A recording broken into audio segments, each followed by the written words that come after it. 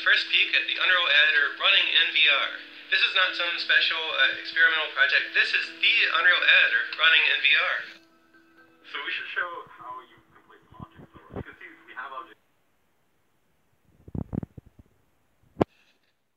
In here, I can actually select them by just clicking my trigger, and kind of like a somewhat familiar transform gizmo appears, where you can kind of grab and move things in kind of a traditional way. You can grab things freely with two hands. This is kind of a new thing that you just can't do without motion controllers. Grab it with two hands, and you can see like I'm just carrying it. You don't need to learn the user interface. You already know it. Your brain has been working this way since you were a baby. Yep. You grab things, just make copies of them very easily. Set it up here.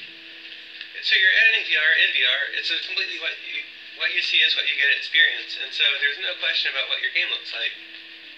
This is amazing. So from a distance, you can see the outline of the UI, and you move it up close, you can read the text. You have the full Unreal Editor UI capabilities right there on your little virtual iPad in VR. You can see this is the real editor content browser. It's nothing fake. It's just the real thing, and we have like basically just some meshes in the scene. So what you have is basically you brought up the editor user interface as if it's a little iPad that you're holding in your hand.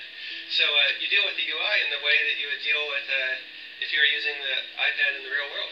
Yep. You're using the laser pointer to interact with it, to move it around. You can scroll it, you can click it, you can do anything. Now you've dragged a 2D object out of the content browser as a 3D object in the world. You can see as I drag it out, it does lock to the ground, so it snaps to wherever you want to. With real-time lighting, real-time shadows, it's all completely real-time, huh? Yep. Well, this is coming. You can stay tuned for GDC on March 16. We'll be showing this in more detail and presenting the release plans for the